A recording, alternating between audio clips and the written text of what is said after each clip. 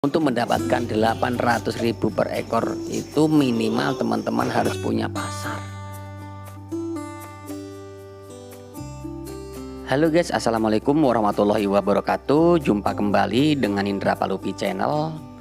Kali ini kita membahas bagaimana cara berternak bisa beruntung, sukses dalam mengerjakannya, baik itu peternakan ataupun materi. Jadi teman-teman, beberapa poin yang harus dikerjakan oleh seorang peternak bila ingin usaha di bidang peternakan untuk dijadikan usaha pokok ataupun usaha utama. Nah, jadi kebanyakan teman-teman yang sering komen di video YouTube ini, peternakan hanya cuma dijadikan samben. Itu pun sudah bagus. Tapi kalau hanya sekedar dijadikan samben, itu artinya keuntungannya pun hanya pas-pasan. Saat membutuhkan keuangan baru dijual, dan itu pun tidak bisa mencukupi kebutuhan ekonomi. Nah, lalu bagaimana peternakan kita yang bisa untuk menyukupi kebutuhan ekonomi? Simak video ini sampai selesai, saya akan bahas. Buat teman-teman yang baru bergabung dengan Indra Palupi Channel, silahkan bantu subscribe, like, comment, and share, tekan tombol loncengnya agar teman-teman bisa dapat notifikasi setiap saya upload video. Yang pertama, sering saya katakan untuk menjadi peternak besar itu harus dipersiapkan adalah bank pakan atau stok pakan ataupun persediaan pakan. Itu udah biasa kita bahas. Kemudian kandang itu pun sudah kita bahas, ya. Lalu bibit itu juga sering sekali kita bahas. Tapi setiap saya buat video itu akan saya bahas agar teman-teman tidak selalu melakukan kesalahan atau lupa dengan tata caranya. Nah, setelah pakan, kemudian kandang dan bahan, maka teman-teman yang harus diperhitungkan adalah bagaimana teman-teman ini melakukan perawatan dengan baik. Nah, biasa yang teman-teman lakukan itu mungkin kurang tepat saja atau kurang baik. Nah, bagaimana supaya teman-teman ini bisa melakukan peternak dengan baik? Beternak dengan baik adalah dengan konsep. Yang harus dilakukan teman-teman adalah harus bisa memilih. Teman-teman harus beternak breeding atau fattening, tapi yang dibahas di sini adalah fattening ataupun penggemukan. Tapi sebenarnya sama saja, nanti di video yang lain akan kita bahas. Nah, penggemukan ini bagaimana cara untuk dijadikan usaha pokok atau usaha utama. Jadi usaha tunggal, ya. Yang pertama harus dilakukan adalah pemilihan bibit yang baik. Untuk peternakan sistem fattening adalah pemilihan bibit yang baik dengan contoh kaki harus bulat. Kaki kambing yang kita beli itu harus bulat bibitnya. Kemudian tegak lurus kakinya, ya. Kemudian panjang, bodinya panjang, kemudian tinggi, matanya jernih atau terang, kemudian tidak cacat. Nah, ini nanti yang akan menentukan keberhasilan di antaranya. Seperti itu teman-teman. Kemudian setelah itu kita dapatkan, maka yang harus kita cari lagi adalah si bibit ini tidak mengandung cacingan. Ini paling penting. Tidak nyemplis, perutnya tidak buncit. Nah, ini nanti kalau kita gemukkan, ini pasti hasilnya bagus, bisa besar, bisa tinggi, akan sempurna nanti posturnya. Jadi tidak cacingan, ya, tidak cacingan. Kemudian ekor si bibit untuk penggemukan bahan box ini tadi usahakan menjulang ke atas, menjendit menduwur, nah, gitu ya. Menjuntai ke atas seperti ekor tupai, ya. Atau orang menyebutnya mungkin beda-beda. Jadi menjuntai ke atas seperti ekor tupai. Nah, insya Allah itu bibit yang bagus. Kemudian setelah pemilihan bibit yang bagus, maka penempatan kandang. Penempatan kandang ini tidak boleh terlalu lebar kalau untuk penggemukan. Usahakan kandang baterai. Kandang baterai itu adalah sekat-sekat yang minimal itu 50 cm lebarnya, panjang ke belakangnya itu kurang lebih 150 atau 120 minimal.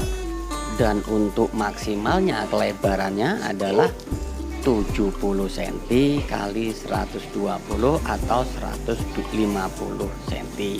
Jadi seperti itu. Lalu tujuannya dibuat kandang baterai ini agar kambing tidak banyak bergerak, sehingganya tidak menghabiskan energi bagi si kambing tersebut. Nah, kalau kambing tidak banyak bergerak, otomatis kambing mudah untuk membesar, mudah untuk gemuk. Nah, ini dia tujuannya. Jadi teman-teman, pembuatan kandang itu pun mendukung keberhasilannya. Lalu untuk penggemukan sendiri sebaiknya diberikan pakan tambahan, tidak hanya rumput ataupun ramban-rambanan. Nah, ini yang akan membuat teman-teman gagal kalau tidak diberi pakan tambahan. Pakan tambahan untuk penggemukan itu apa sih sebenarnya? Pakan yang bagus untuk penggemukan adalah konsentrat. Pakan tambahannya konsentrat. Konsentrat merek apapun silakan, sesuai yang ada di wilayah masing-masing. Jadi pakan utamanya, pakan pokok adalah kalau di Lampung itu rata-rata menggunakan onggok. Onggok kemudian dicampur dengan bungkil kelapa sawit atau kelapa biasa ya, dicampur dengan bungkil kedelai kalau ada, kemudian ada mineral, kemudian ada molase atau tetes tebu, kemudian ada E4 ya. Nah, ini nanti dijadikan satu, diberi garam ya, sedikit diberikan perasa ya, tujuannya agar kambing ini lebih suka untuk memakan. Nah, ini bahan-bahan tersebut kemudian difermentasi. Difermentasi dimasukkan ke dalam plastik ataupun drum biru ya, bebas untuk wadahnya. Kemudian disimpan kurang lebih 15 hari. Tujuannya agar fermentasi tersebut menjadi matang, menjadi masak. Lalu setelah itu bisa disajikan.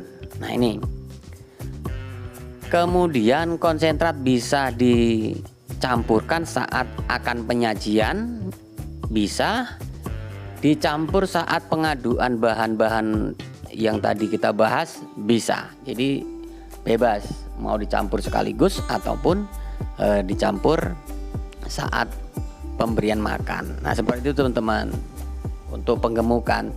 Jadi penggemukan itu beda jauh dengan breeding untuk pola pakan ya. Kemudian perawatan bulanan yaitu penyuntikan untuk vitamin seperti B kompleks. Jadi disuntik kambing tersebut dengan menggunakan obat B kompleks atau B plek, itu vitamin ya. Nyuntiknya masuk ke daging, jadi di dalam daging ya, seperti kalau manusia disuntik itu. Kemudian pemberian obat cacing.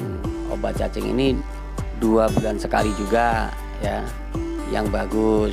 Tujuannya untuk pencegahan. Seperti itu teman-teman. Lalu yang tidak kalah penting bagi seorang peternak adalah pemasaran. Nah, ini kunci dari kesuksesan seorang peternak.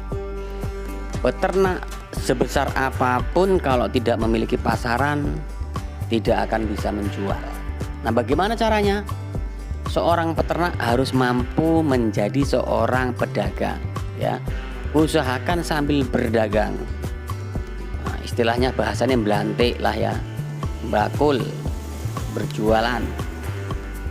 Berani jual juga harus berani beli. Tujuannya agar kita tahu perkembangan harga saat terjadi kenaikan atau penurunan. Nah, ini Kalau teman-teman tidak bisa menjual atau tidak bisa jualan, tidak bisa berdagang, nanti teman-teman saat panen akan terkena masalah harga.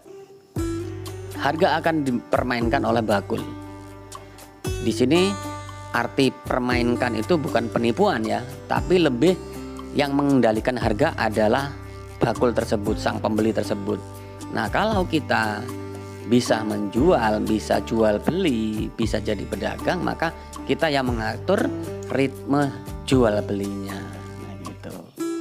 Nah, bagaimana caranya? Teman-teman bisa datang ke bakul-bakul yang lain, sharing, cari informasi, bisa juga ke pasar langsung, bisa juga ikut di grup-grup Facebook, cek-cek di YouTube. Nah, banyak di situ nomor kontak, bisa langsung menghubungi, sharing dengan senior-senior ya. Bisa kirim ke seberang bos-bos yang pengiriman. Nah, itu bisa dihubungi. Tapi hati-hati, kalau tidak kenal baik, jangan sekali-kali melepaskan kambing kepada pedagang lain hanya bermodalkan DP. Takutnya nanti terjadi penipuan. Nah, seperti itu teman-teman. Nah, karena teman-teman ini sudah terbiasa jual beli, nanti teman-teman akan mendapatkan link-link bos-bos, pedagang-pedagang atau tengkulak-tengkulak untuk pengiriman luar pulau. Kalau teman-teman sudah bisa ini menghandle, teman-teman akan mendapatkan kemudahan. Populasi 50 dengan populasi 100 ekor tidak ada bedanya untuk penjualan. Rata-rata peternakan di Indonesia ini kendalanya adalah pemasaran. Kenapa? Karena rata-rata peternak tradisional itu tidak memiliki pasar. Dia hanya mengandalkan bakul keliling itu datang ke kandang ya. Kemudian kambingnya baru ditawarkan ke belati atau bakul keliling tersebut. Nah, karena kita butuh uang, karena peternak butuh uang, sehingga ditawarkan setinggi apapun, maka bakul keliling tersebut nawarnya serendah-rendah mungkin. Karena sudah diukur oleh bakul keliling atau belantik keliling tadi, sang peternak ini tidak mampu menjual kecuali ke belantik atau ke bakul keliling tersebut. Nah, ini kekalahan seorang peternak. Kalau teman-teman peternak sudah dicak, sudah diukur tidak mampu menjual kecuali kepada bakul atau belantik keliling tersebut, maka otomatis kita mengikuti harga sang bakul keliling tersebut. Karena kita butuh uang, butuh dana untuk biaya hidup atau biaya yang lain. Nah, seperti itu teman-teman. Jadi untuk mengatasi ini jadilah bakul juga. Nah, jadilah belantik juga. Walaupun kita sebenarnya bukan pedagang yang sengaja untuk usaha, setidaknya kita tahu harga dan kemana harus jual, gitu ya. Walaupun belantik yang beli, walaupun bakul keliling yang beli, kalau kita tahu harga, kemudian belantik yang beli ke kita tadi akan jual kemana, kita sudah tahu harganya belantik ini akan berapa dan jual kemana. Ikuti saja permainannya. Biasanya belantik keliling, bakul keliling itu ngambil dari peternak, ditawarkan pula lagi ke peternak ya. Atau belantik keliling tadi itu ngambil dari peternak dijual ke pasar ya. Atau dari peternak oleh belantik keliling tadi dijual ke pengepul. Nah, jadi berhasil atau sukses dalam berternak itu tidak hanya mampu merawat lalu kambingnya bagus-bagus, tapi suksesnya adalah bagaimana menjual ternak kita sesuai keinginan kita atau sesuai pasaran yang ada ya. Kalau kita penggemukan ini rata-rata pakan beli. Nah, penggemukan itu jarang yang pakannya gratis, kecuali memang teman-teman tahu di mana beli onggok, di mana beli bungkil. Nah, itu pun masih beli juga ya. Yang namanya penggemukan kambing jantan itu pasti bahannya 80% beli. Yang lain baru gratis, contohnya ngarit. Itu biasanya kalau skala besar pun harus bayar orang atau beli juga. Nah, begitu teman-teman. Jadi kalau rumus penggemukan kambing itu pasti beli. Nah kalau beli pakan serba beli, semua serba beli, maka pasti nanti ongkos produksi atau biaya hidup kambing tersebut tinggi. Nah kalau ongkosnya tinggi, otomatis pendapatan sedikit atau kecil. Nah ini dibutuhkan bagaimana beternak dengan sistem fattening ataupun penggemukan. Ini kita bisa menguasai pasar. Setidaknya sudah ada bos yang bisa menampung saat nanti kita panen atau saat kita bongkar kandang. Gitu tujuannya teman-teman. Kalau teman-teman tidak memiliki bos atau pasar untuk menjualnya, jangan pernah teman-teman melakukan penggemukan. Karena nanti teman-teman saat pelihara jantan selama 6 atau 8 bulan, teman-teman ingin mencari keuntungan untuk mendapatkan 800.000 per ekor, itu minimal teman-teman harus punya pasar. Kalau tidak punya pasar, pelihara 6 sampai 8 bulan, teman-teman hanya mendapatkan kurang lebih di 500.000 per ekor biasanya, itu pun sudah bagus. Nah seperti itu teman-teman. Semoga ulasan ini bermanfaat untuk teman-teman semua. Andai tidak bermanfaat, abaikan saja. Ini hanya sebuah edukasi yang kami berikan, dan ya tidak menutup kemungkinan tidak cocok di tempat teman-teman. Nah, tapi kalau duduk di Lampung, cara ini sangat cocok. Semoga informasi ini bermanfaat. Saya akhiri, wassalamualaikum warahmatullahi wabarakatuh.